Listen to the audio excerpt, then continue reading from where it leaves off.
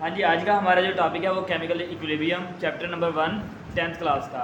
तो इसमें सबसे पहले हम देखते हैं रिवर्सिबल रिएक्शन और इरिवर्सिबल रिएक्शन के बारे में। तो इससे पहले हम डिस्कस करते हैं रिएक्टेंट्स और प्रोडक्ट्स के बारे में।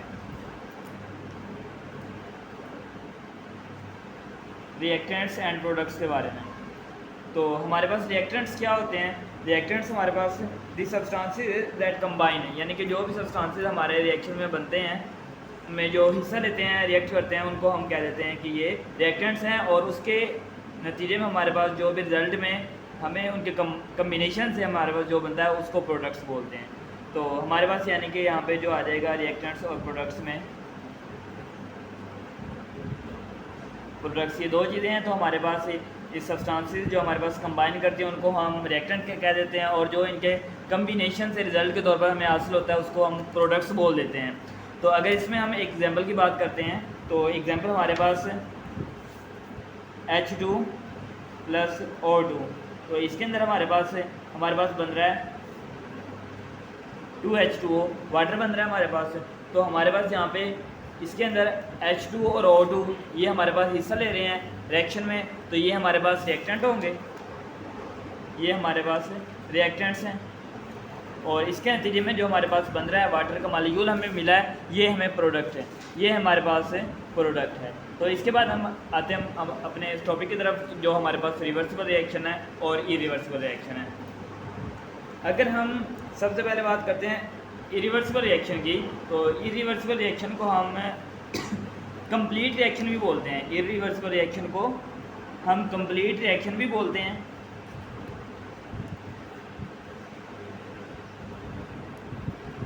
कंप्लीट रिएक्शन ये ऐसे होता है कि इसमें हमारे पास in those reactions the products can not recombine to form reactants, यानी कि ऐसे रिएक्शन जिनके अंदर हमारे जो प्रोडक्ट्स हैं वो दोबारा रिएक्टेंट ना बने, तो उनको हम कंप्लीट रिएक्शन या रिवर्सिबल रिएक्शन बोलते हैं। यानी कि जो हमारे पास इरिवर्सिबल रिएक्शन बोलते हैं, जो हमारे पास रिवर्स नहीं होते। तो इसको हम इसके अगर फीचर्स की बात करते हैं तो इसे हम सिंगल एरो से रिप्रेजेंट करते हैं, और these reaction supposed to complete.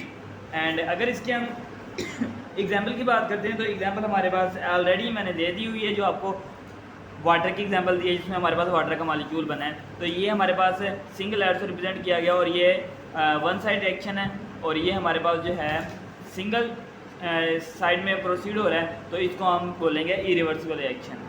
तो अगर हम रिवर्सिबल रिएक्शन की बात करते हैं, रिवर्सिबल रिएक्शन की, रिवर्सिबल रिएक्शन इसको हम इनकम्प्लीट रिएक्शन भी बोलते हैं। इनकम्प्लीट रिएक्शन इस वजह से बोलते हैं,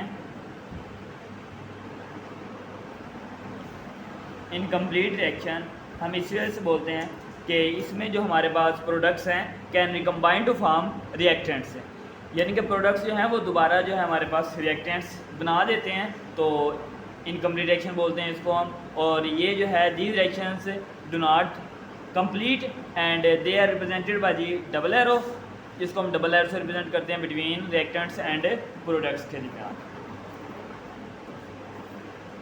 डबल एरो से। तो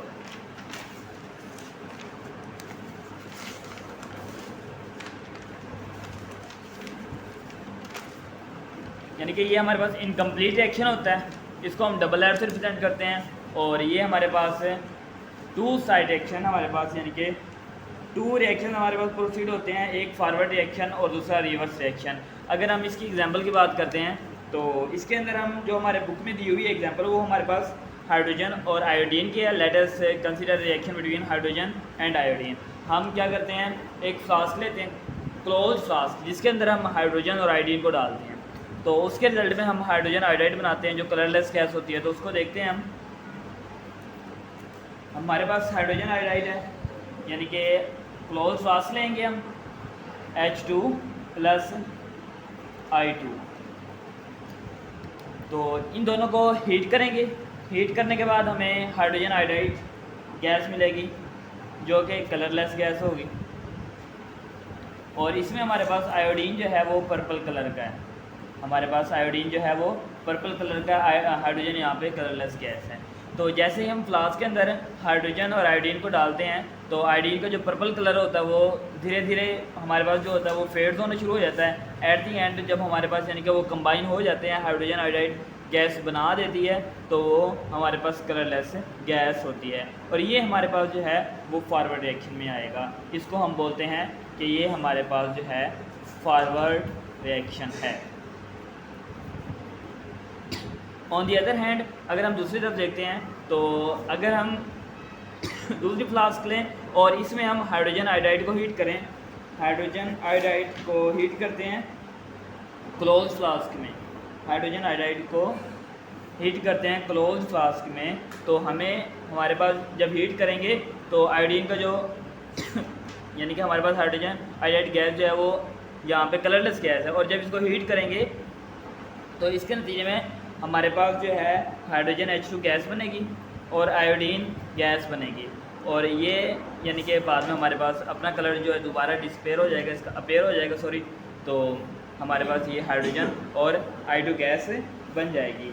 तो यहाँ पे जो है हमारे पास इसमें जो है हाइड्रोजन आयोडाइड रिएक्टेंट के तौर पर काम किया था और हाइड्रोजन आयोडाइड गैस प्रोडक्ट के तौर पर, लेकिन रिवर्स रिएक्शन में इसका उल्टा है। यहाँ पे हाइड्रोजन आयोडाइड गैस हमारे पास रिएक्टेंट के तौर पर काम कर रहा है और H2 और I2 गैस हमारे पास प्रोडक्ट के तौर पर काम कर रहा है, और इसको हम बोलते हैं रिवर्स रिएक्शन।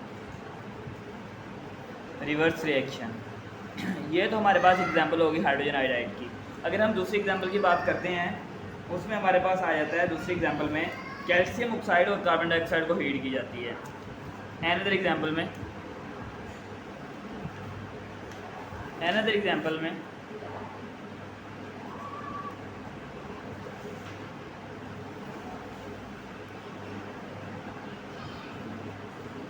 हमारे पास कैल्शियम ऑक्साइड और हम कार्बन डाइऑक्साइड को क्या करते हैं, एक ओपन फ्लास्क लेते हैं ओपन फ्लास्क में यानी कि क्या करते हैं, इसको हीट करते हैं कैल्शियम ऑक्साइड और प्लस कार्बन डाइऑक्साइड को।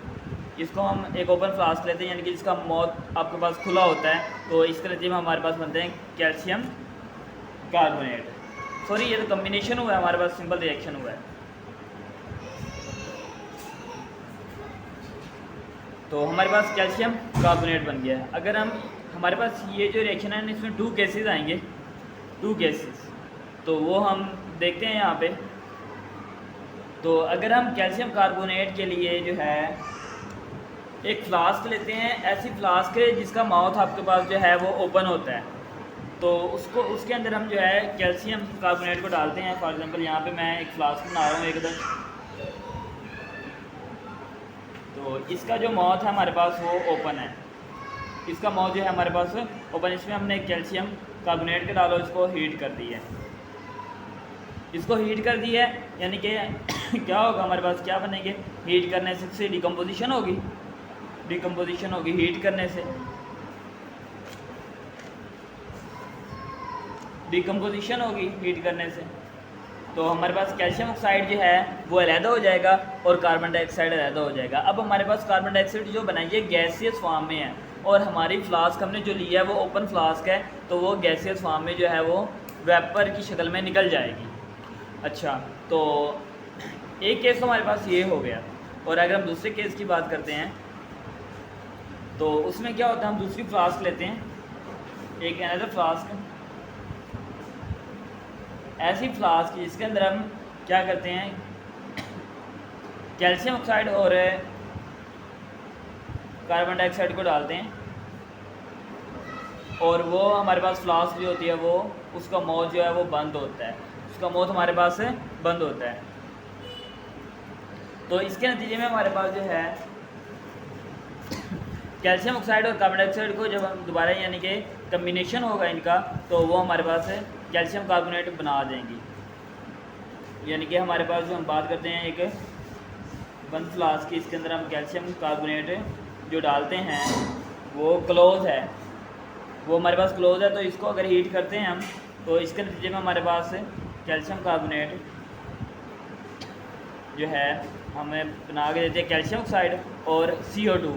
अब हमारे पास ये फ्लास्क जो है वो क्लोज है, तो इसमें कार्बन डाइऑक्साइड जो गैस है वो वेपर्स की शक्ल में बाहर नहीं निकलेगी, और जिसकी वजह से आहिस्ता आहिस्ता स्लो ये हमारे पास जो है दोबारा कंबाइन होगी, और दोबारा कंबाइन होकर रिवर्स रिएक्शन में हमारे पास कैल्शियम कार्बोनेट बना देगी। तो ये हमारे पास थे 2 केसेस।